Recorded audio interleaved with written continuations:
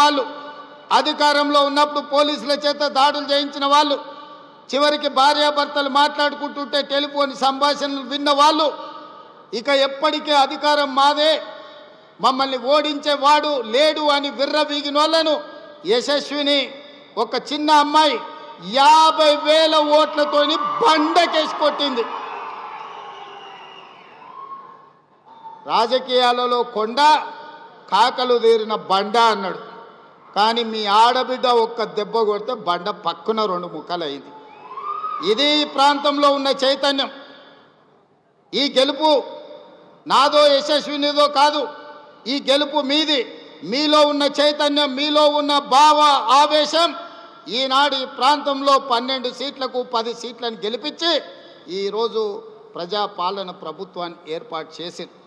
అదేవిధంగా ఈనాడు పదే పదే బావమర్దులు శాసనసభ ఏర్పాటు చెయ్యి, కేసీఆర్ పాలనలో ఏం జరిగిందో, రేవంత్ రెడ్డి పాలన ఏం జరిగిందో చర్చిద్దామని వారు అంటున్నారు. అయ్యా, మీ బావమర్దుల కోరిక మేరకు సెప్టెంబర్ నెలలో శాసనసభ సమావేశాలను ఏర్పాటు చేస్తా, బావమర్దులతో పాటు మీ మామను కూడా తీసుకొని రావాలి సభకని నేను చెప్తున్నా. మాజీ ముఖ్యమంత్రిగా, కేంద్ర మంత్రిగా 40 సంవత్సరాల అనుభవం ఉన్న చంద్రశేఖరరావు గారు శాసనసభకు రావాలి. 10 సంవత్సరాలు వారి పరిపాలనలో వారు తీసుకున్న సంక్షేమ పథకాలు, తెలంగాణలో చేసిన అభివృద్ధి గురించి చర్చించాలని నేను అడుగుతున్నా. అదేవిధంగా 2 సంవత్సరాలలో మన ప్రభుత్వం, ప్రజాప్రభుత్వం తీసుకొచ్చిన సంక్షేమ పథకాలు, చేస్తున్న అభివృద్ధి కార్యక్రమాలతో పాటు వారు మనకు వారసత్వంగా అందించిన 8,11,000 కోట్ల రూపాయల అప్పుకు అసలు మిత్తిగా ప్రతి సంవత్సరం 75,000 కోట్ల రూపాయలు ఈరోజు మనం కడుతున్నాం. ఈ అప్పుల భారం మనం మోస్తున్నాం. మా అక్కలు ఆలోచన చేయాలి. ఆనాడు తెలంగాణ రాష్ట్రం రాకముందు సంవత్సరానికి మన అసలు మిత్తి కలిపి 6,500 కోట్ల రూపాయల భారం ఉంటే, తెలంగాణ రాష్ట్రం వచ్చిన తర్వాత చంద్రశేఖరరావు గారు నాకు ప్రభుత్వాన్ని అందించిన తర్వాత ప్రతి నెల 7,500 చొప్పున సంవత్సరానికి 75,000 కోట్ల రూపాయలు ఆయన చేసిన అప్పులకు, తప్పులకు ఈరోజు నేను పాయమాలు కడుతున్నా.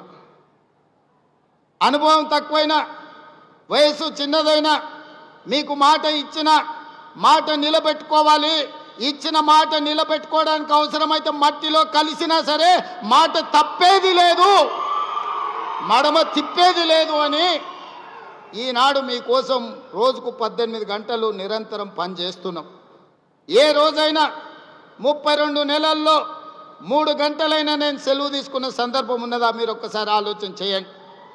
ఇవాళ 8,11,000 కోట్ల రూపాయల అప్పు, 1,00,000 కోట్లు పెట్టి కట్టిన కాళేశ్వరం కాస్త కూలిపోయి కూలేశ్వరమైనా, కృష్ణా గోదావరి నదుల్లో నీళ్లను తరలించి దేశంలోనే వరి ఉత్పత్తిలో మొదటి స్థానం సాధించి రైతులు పండించిన పంట ఒక్క వరి ధాన్యాన్ని కొనుక్కోవడానికే ఈ 30 నెలల్లో 90,000 కోట్ల రూపాయలు రైతులకు చెల్లించినాం.